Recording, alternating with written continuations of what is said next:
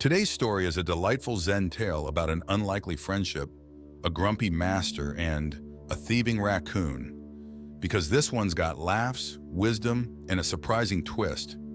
Now let's travel to a quiet temple nestled amongst the bamboo forests of ancient Japan.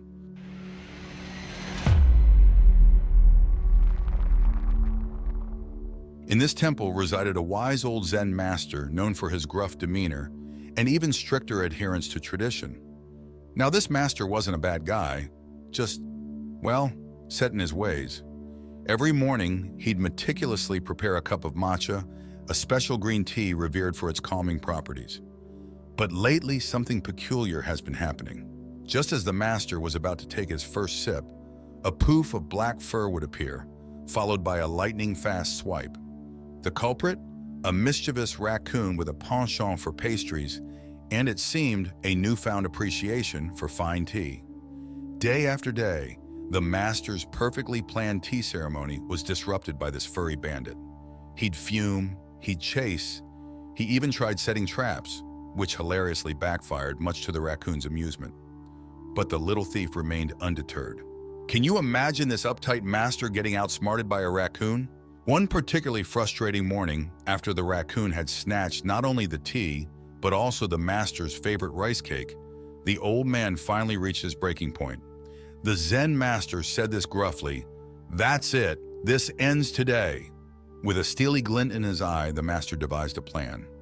He prepared his tea as usual, but this time, instead of placing it on his usual table, he left it strategically on the ground near the temple gate, closest to where the raccoon usually appeared. Then the master hid himself behind a nearby bush, Zen staff gripped tightly. Uh-oh, the master's getting sneaky. Do you think this will work? Let's find out. As predicted, the raccoon emerged from the bamboo grove, its beady eyes scanning for its morning treat. It spotted the teacup and waddled over, its little belly bouncing with anticipation. But just as it reached for the cup, the Zen master shouting, "Aha, there you are, you thieving scoundrel!" The raccoon, startled but quick-witted, dropped to the ground and squeaked in what could only be described as mock surrender. Oh man, this raccoon is a master of playing possum.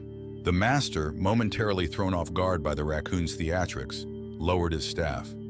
He stared at the creature, then at the untouched teacup.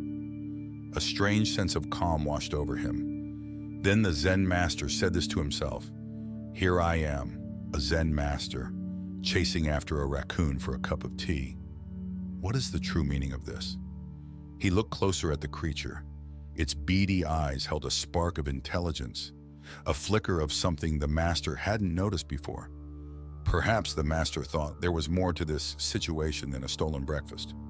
Taking a deep breath, the master did something quite unexpected. He picked up the teacup and, to the raccoon's wide-eyed surprise, poured half of the tea onto the ground. The Zen master calmly said, "Seems like we've both developed quite the attachment to this morning ritual. How about a compromise?" The raccoon, cautiously at first, then with increasing enthusiasm, lapped up the tea on the ground. The master chuckled, a sound rarely heard from him. He sat down on the porch, the remaining teacup in his hand. To his surprise, the raccoon didn't run. Instead, it perched itself on the edge of the porch, watching the master with a newfound respect.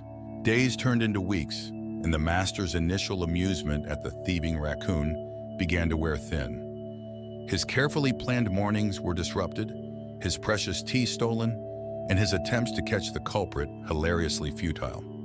The Zen master said to himself, defeated? This creature mocks my every move. A Zen master outsmarted by a raccoon. What will become of my reputation? The master even considered abandoning his tea ceremony altogether. But something held him back. Perhaps a strange sense of respect for the raccoon's persistence. Or maybe a touch of loneliness in the quiet temple. One particularly rainy morning, something unexpected happened. The raccoon, soaked to the bone and shivering, didn't steal the tea. Instead, it looked at the master with a pitiful expression, its usual mischief replaced by a plea for warmth. The master, surprised by this change, hesitated for a moment. Then with a sigh, he picked up the raccoon and gently placed it near the temple's hearth. He even poured a small amount of leftover tea into a saucer, placing it near the shivering creature. The raccoon, cautiously at first, then with obvious gratitude, lapped up the tea. A strange sense of understanding passed between them, a bond forged in the face of the unexpected. This extended section adds a layer of empathy to the story.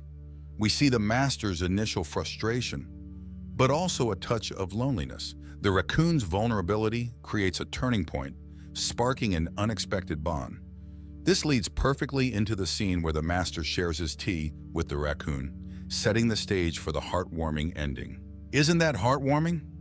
Sometimes all it takes is a shared cup of tea, or a stolen one in this case, to find understanding and even friendship. What unexpected friendships have you encountered in your life?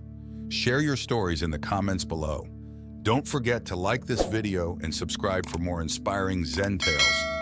Until next time, find your inner peace and maybe share a cup of tea with someone unexpected. See you soon.